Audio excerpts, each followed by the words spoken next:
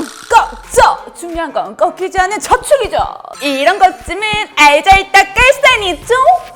네, 이 내용만 확실히 알아둬도 진짜 오늘 영상 꼭 뽑아가는 셈이에요. 조사장님들도 신입이시니까 더더욱 공감할 것 같아요. 이자 소득세가 너무 아까운데 하시는 분을 위한 꿀팁이 있습니다. 잘 받아 적으세요. 아주 중요한 내용입니다. 네, 티처. 어서 알려주시죠.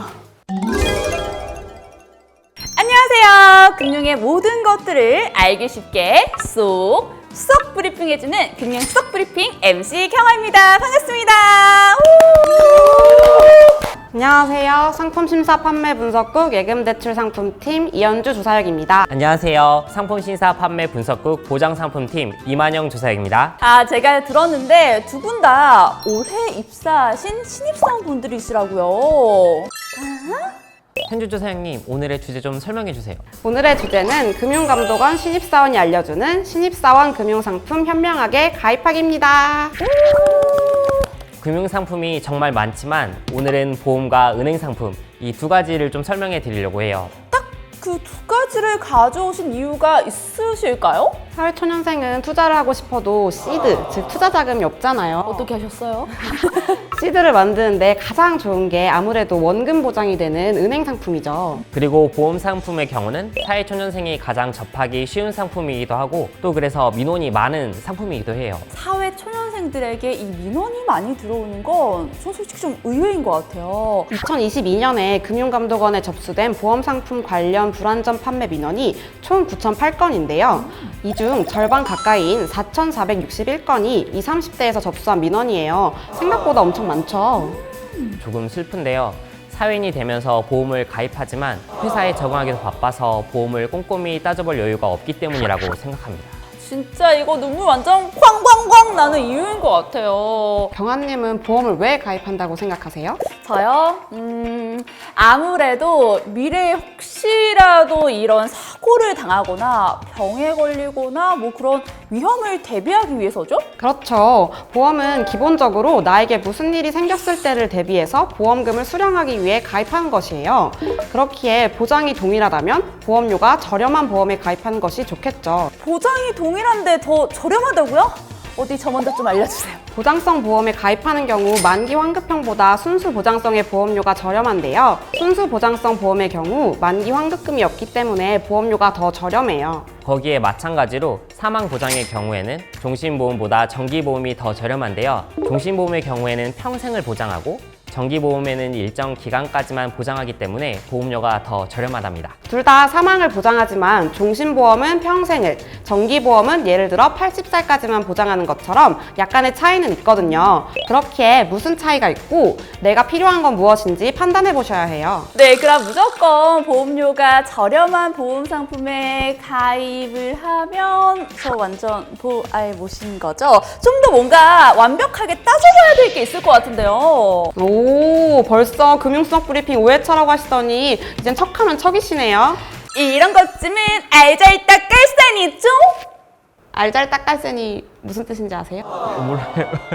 정말요? 정말 몰라요.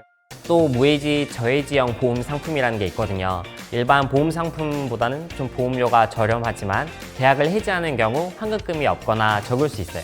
그래서 보험은 반드시 상품 설명서를 꼼꼼하게 확인하고 가입하셔야 된답니다. 현생 사느라 바빠서 보험도 제대로 가입 못했는데 불이익까지 받으면 세상이나 완전 억까하는 그런 느낌? 억가가 무슨 뜻인지 아세요? 억가도 모르겠는데. 네, 사실 이 보험은 워낙 상품도 많이 들고 어렵고 복잡하고 그냥 추천해준 대로 기가 아주 팔랑팔랑 거렸던 과거에서 셀프 반성하도록 하겠습니다. 자, 그렇다면 현명하게 보험을 가입하는 팁이 좀 있을까요? 잘 받아 적으세요. 아주 중요한 내용입니다. 네, 티처. 어서 알려주시죠. 먼저 내가 현재 벌고 있는 소득과 보험료를 비교해 봐야 돼요. 그래서 내 월 수입이 300만 원인데 매달 지급하는 보험료가 월 50만 원이다. 그러면 보험료로 월급의 6분의 1이 나가겠죠? 이런 경우는 보험을 오랫동안 유지하기 어렵게 될 거예요. 신입사원분들은 근실 내에 목돈이 들어갈 일이 생길 수 있잖아요. 자취라던가 결혼을 하게 된다거나 그러면 보험을 해지하게 되는데 저축성 보험이라 하더라도 해지 환급금은 내가 납입한 원금보다 적을 수 있어요. 결국 오랫동안 보험료를 낸 의미가 없어지는 거죠. 이건 바로 사업비 때문인데요. 예적금과 달리 저축성 보험은 내가 납입한 보험료 전액이 아니라 수수료나 각종 비용 등 사업비를 공제한 금액만 적립되어서 여기에 이자가 붙어요. 다시 말해서 저축성 보험은 특정 요건을 충족하면 비과세 혜택을 받을 수 있는 장점이 있지만 보험료 전액이 아닌 사업비 등을 공제한 금액만 적립되므로 원금 손실도 가능하다는 점 꼭 알고 저축성 보험을 가입하셔야 해요. 자, 그렇다면 또 혹시 무슨 팁이 더 있을까요? 만영 오빠 보험 들어놓은 거 없지? 이거 진짜 보장 잘 되게 나온 거야. 너가 추천해 준 거라면 오케이, 괜찮을 것 같아. 삐! 그 다음 팁은 내가 보험에 왜 가입하려고 하는지 생각해 봐야 해요. 나의 니즈, 그리고 나의 상황에 맞는 보험인지 체크하고 가입하는 거죠.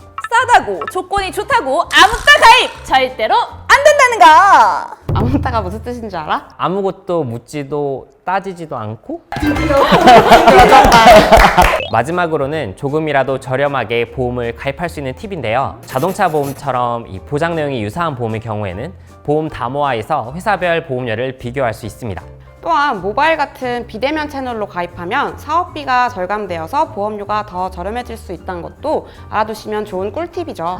저 이제 보험은 마스터했습니다. 완벽 마스터. 그러면 경아님, 예적금은 잘 아시나요? 중요한 건 꺾이지 않는 저축이죠. 아니, 요즘은 파킹 통장까지도 아주 쏠쏠하게 쓰고 있어요. 오, 잘하고 계시네요. 예적금은 아까 말씀드린 대로 사회초년생이 접하기 가장 쉬운 상품이기 때문에 오늘 꿀팁 보따리를 마구마구 풀어드리려고 해요. 일단 먼저 경아님 기억력 테스트 한번 해볼까요? 좋아요. 예적금 가입하려면 어디서 확인해보는 게 좋은지 기억나시나요? I'm fine, thank you. 그 fine. 금융상품 한눈에. 금융상품 한눈에에서는 은행 및 저축은행의 예적금 상품 정보를 확인해보고 비교해볼 수 있죠. 그럼 언제 정기예금을 들고 언제 적금을 들어야 되는지는 알고 계신가요? 글쎄요, 내가 끌리는 그런 순간이요? 운명의 데스티니?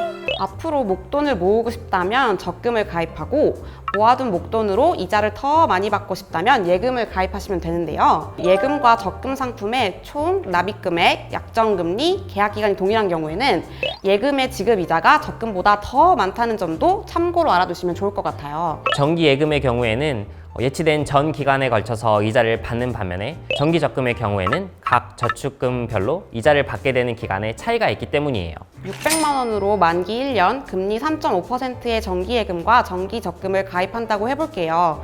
정기예금의 경우 세전이자가 21만 원 정도인 반면 정기적금의 경우 세전이자가 11만 원 정도 됩니다. 사실 이 금액이 작다 보니까 뭐 이자도 거기서 거기일 거라고 생각했는데 이 끌모아 태산이란 말이 맞는 것 같아요. 저도 열심히 예적금을 들어서 지금 사랑하는 아내와 결혼에 꼴이 날 수 있었습니다. 사랑해. 아니 근데 사실 이 예적금은 대부분 만기가 좀 길잖아요. 사회초년생들은 아무래도 이 급전이 필요할 때가 있는데 이런 경우도 꿀팁이 있을까요? 급전이 필요해서 해지해야 하는 경우 너무 아깝잖아요. 이때 상품에 따라서 부분 인출이 가능한 경우도 있으니 상품 설명서를 확인해 보시면 좋아요. 뿐만 아니라 예적금 담보대출도 고려할 수 있는데요. 예적금 중도 해지에 따른 이자 수입 감소분과 예적금 담보대출에 따른 이자 비용 지출분을 비교하시고 선택하시면 돼요. 이해하기 쉽게 예시를 들어드릴게요. 1,000만 원짜리 정기예금을 1년 동안 가입하고 금리는 3%라고 해볼게요. 예금담보대출 금리는 4.5%로 해봅시다. 자, 이 표를 보시면 6개월부터는 담보대출을 받는 것이 더 유리하죠.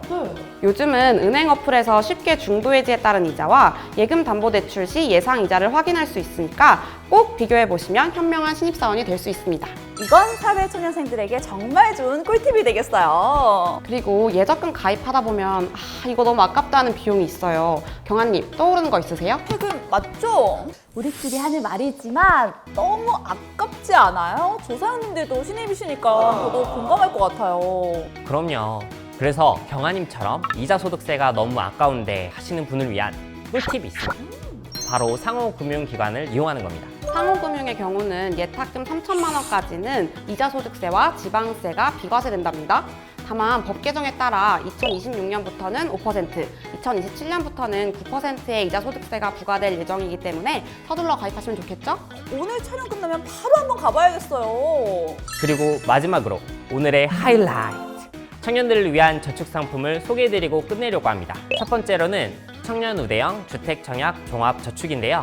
일정한 요건을 충족한 청년의 경우 가입할 수 있고 최대 1.5%의 우대금리, 이자 소득 500만 원 한도 내 비과세 등 혜택을 제공하기 때문에 내가 가입 가능한지 확인해 보시면 좋답니다. 두 번째로는 청년 도약 계좌인데요. 이 상품은 총 급여 기준 7,500만 원 이하, 가구 소득 중위 180% 이하의 만 19세에서 34살의 청년이라면 가입할 수 있고요. 월 최대 24,000원의 정부 기여금을 지원해주기 때문에 내가 조건이 된다면 가입을 안 할 이유가 없죠. 마지막으로 청년 내일 저축 계좌의 경우 일정한 요건을 충족한 근로활동 중인 청년이 가입할 수 있는 상품인데요. 본인의 월 저축액에 최대 30만 원이 매칭되는 정부 지원금을 받을 수 있답니다. 네, 이 내용만 확실히 알아둬도 진짜 오늘 영상 꼭 뽑아가는 셈이에요. 자, 그럼 마지막에 늘 있는 마지막 어필 타임. 무엇을 가장 기억해두면 좋을까요? 보험 상품 가입하기 전에 설명서와 약관 꼼꼼히 보시는 거 잊지 말아주세요. 그리고 마지막에 알려드린 청년들을 위한 저축 상품 조건이 맞는지 확인해보세요. 와, 정말 오늘도 역시나 꿀팁만 아주 쏙쏙쏙 배워갑니다. 저 어떻게 쏙쏙쏙 더 살아날까요? 자, 그럼 오늘같이 유익한 정보들 쏙쏙 알려주는 금융 쏙 브리핑! 좋아요와 구독, 알림 설정도 잊지 마시고요. 금융 속 브리핑 다음 편도 함께해요. 신입사원 되신 지 얼마나 되신 거예요? 6개월 정도. 저도 6개월 정도. 아, 동기군요? 네. 아니, 그러면 저랑 별로 차이가 안 나시네요? 나라 사랑, 동기 사랑. 아니, 저도 금융 속 브리핑 MC 한 지 이제 뭐 한 4개월 정도 됐거든요? 그럼 혹시 다음 화에는 게스트석에 나와서 설명해 주시겠어요? 아, 그건 네, 다음 조사장님들 위해서 제가 좀 양보를 해드려야죠, 아무래도. 양보 뜻이 좀 달라졌나? 다음 화 제가 지켜볼게요. 구독하셨어요? 그럼요. 좋아요 하셨어요? 그럼요. 알림 설정 하셨어요? 그럼요. 이따 촬영 끝나고 핸드폰 확인한 걸로 하겠습니다. 알림 설정은 안 한 것 같긴 한데. 웃고만 계시는데 구독을 안 하셨나 봅니다. 노코멘트 하겠습니다. 저는. 오늘 구독자 한 명 추가!